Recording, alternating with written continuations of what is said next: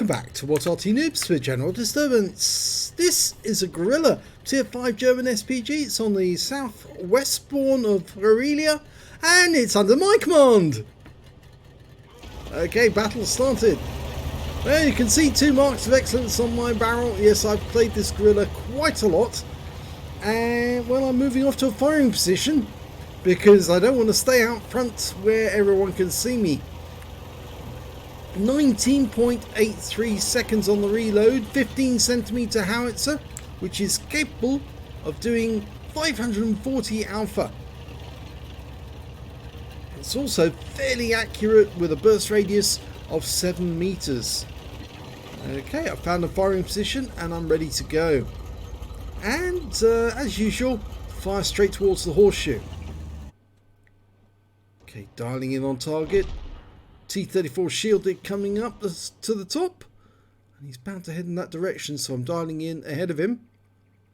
Rounds out, and that shell hit him directly on, so he's lost a lot of hit points, and I'm just moving slightly to avoid counter battery. There you go, pulling back into the bushes. Almost loaded. Go back to the same spot again.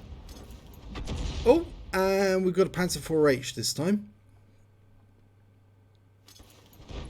No, it keeps moving about a bit, but dialing in. This gun is incredibly accurate. It's also the same stock gun that you'll find on the Hummel. Well, the shell went where I aimed it, but the Panzer IV-H wasn't there. Now I've got a KV-1. Looks like he's making a direct run as far as he can without using the cover of the rocks. He wasn't staying in cover himself, and he took a round there, so he's also been badly damaged. Okay, a Panzer III-K. That was one of the tanks that was sold in the Christmas ops. And T-67, and oh, he's been badly damaged. Oh, I fired a round back hoping he was going to go back, and he did. He actually moved forward and then he went back again, and that time he walked straight into the shell and I got him with splash. So I've got my first kill. Rounds out on the Panzer III-K next. Oh, he's been killed.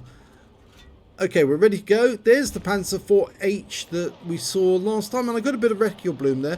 The problem with the Grille is it does have a very narrow arc of fire. The gun can't traverse that much within the arc, and oh, kill shot. Splashed him to death. The shell landed right next door to him. So the next target's going to be that KV-1, the one that made it south. We're 4 tanks up on the enemy at the moment.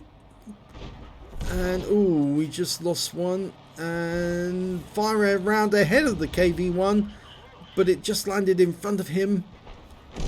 I was expecting him to move forward. He didn't. Still reloading. The KV-1 goes down, but there's another one directly behind him. It's like a bus, you know, where you wait forever and then 2 turn up at once. Rounds out the KV-1. It just lands behind him.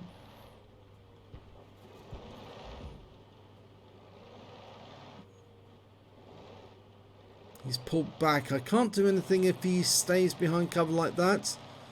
My teammates up in the north, they've reached the enemy cap area, but they're just too far away. The Grille doesn't have that much in the way of a range. It's very short range, well, short range-ish.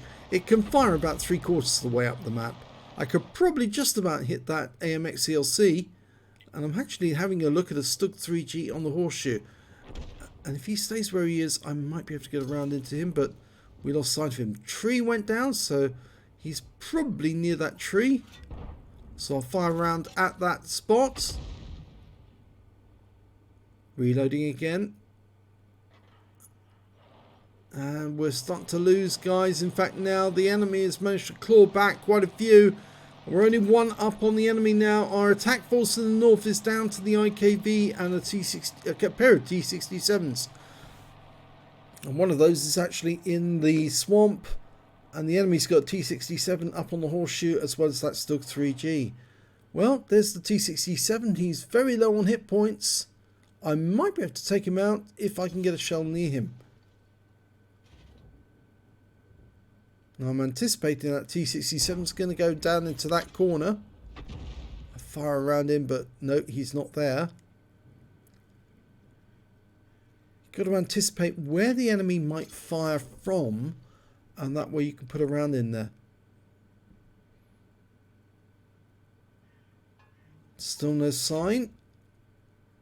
I suppose there's a possibility he might still be on that corner, but no, I think he's more than likely moving to a firing position.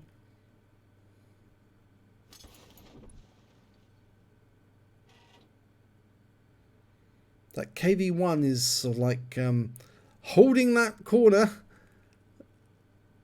Only 45 hit points left on him, so he's probably going to go down to one shot. Oh, and the Stug 3G has been spotted. Unfortunately, he's making a run for it, so I'm firing this shot. Oh,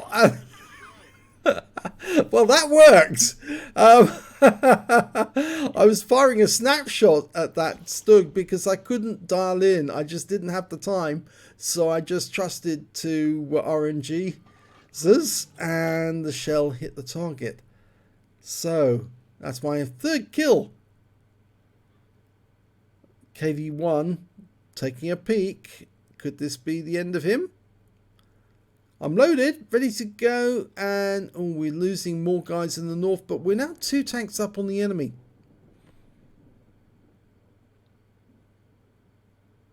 He's moving up. He might come a cropper though. If that KV-1 comes around the corner and puts a round into him, it's going to be all over for him. And after him, well, we've only got that T67 and another tank destroyer ahead of me, and I think that's a Wolverine.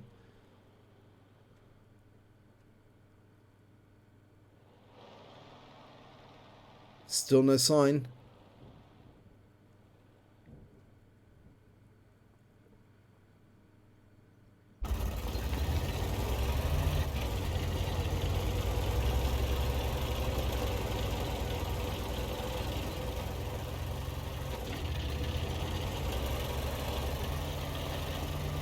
Well, my teammate in the T67, in fact it was yes, it was a T67, actually did manage to get to the enemy cap again, but he's been taken out. So I'm changing position and actually moving a long way forward and actually putting myself at risk of being shot from the horseshoe.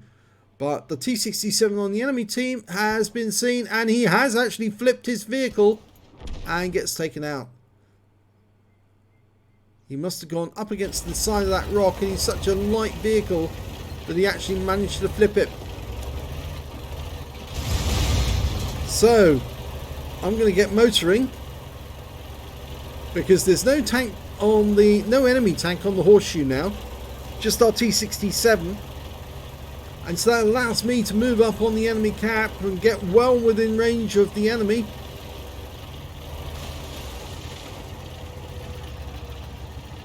Yes, the P in SPG does stand for propelled, and I'm one of those players who does actually believe that you can actually move about quite a bit during the battles. You don't have to stay in the same place all the time. There's a KV-1 up there somewhere. There is the AMX CLC. Can I get a shot to him?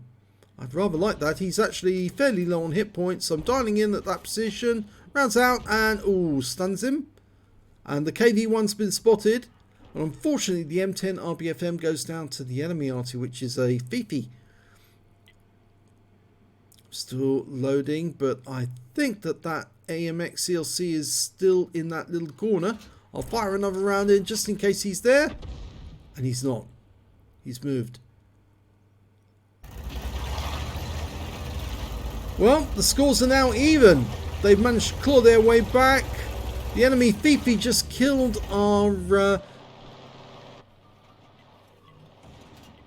Wolverine, I think it was, and now we're going after that T67. Oh, that just landed short.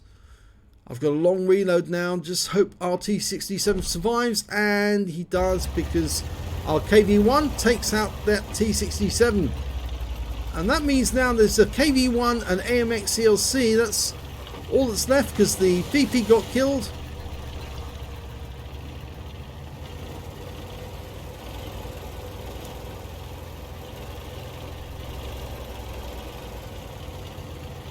course, the other idea about actually being mobile during battles like this is that if you can get to the enemy cap and cap out, then it's not just an invader medal you'll be getting, it's also a raider medal, because if you go into the cap and cap out and the enemy never saw you, then you get 2 medals, not 1.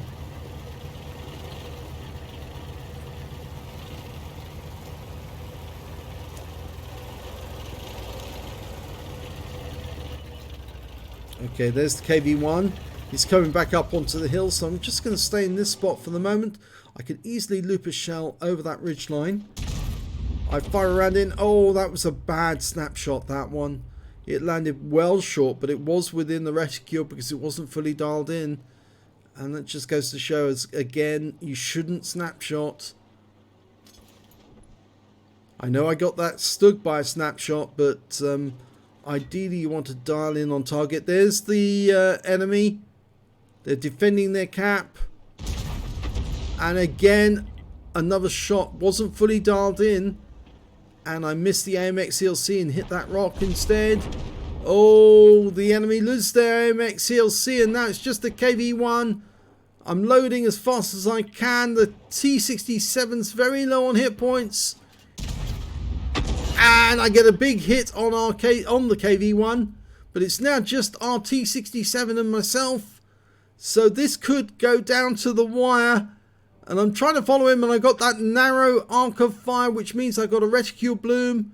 I'm hoping the T67 is going to spot that KV-1. I'm loaded. There he is. There he is.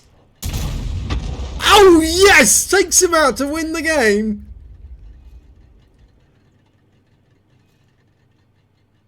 Well, that was satisfying. Let's have a look at the end of battle stats. And it's a first class tanker for general disturbance in the Grille. Yes, I've had an ace tanker in this before, so this is not the first time.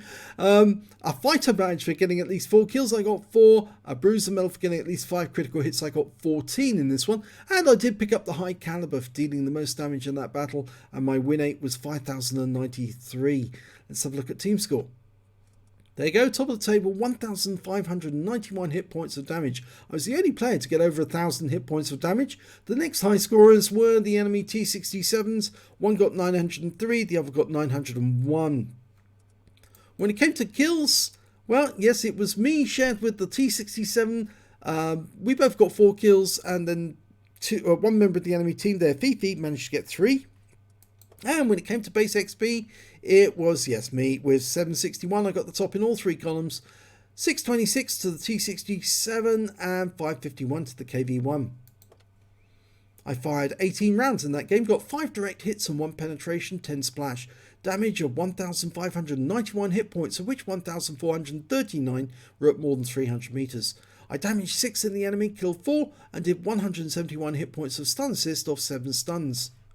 On a premium count, I earned 32,972 credits, got 14,508 credits from holiday ops, total 47,480, and after ammunition resupply, took away a profit of 38,390 credits. I picked up 26 bonds during that battle, 1 for the high caliber and 1 from Veni Vidi Vici, and 1,141 XP, 4,568 from holiday ops, 570 from personal reserve, took away 6,280 experience points altogether. So it was a very close battle because it was down to just the 3 of us at the end, and I was very lucky that that KV-1 decided to take the route he did. If he'd gone the other side of the cap to approach him from the other angle, I might have found it a little more difficult to get a good shot on him, but because he actually came closer to me, it made it easier for me to get the shot on target, and bang, that was the end of the game. So, if you enjoyed that replay, please give this video a like and do subscribe to our channel, and thank you for watching.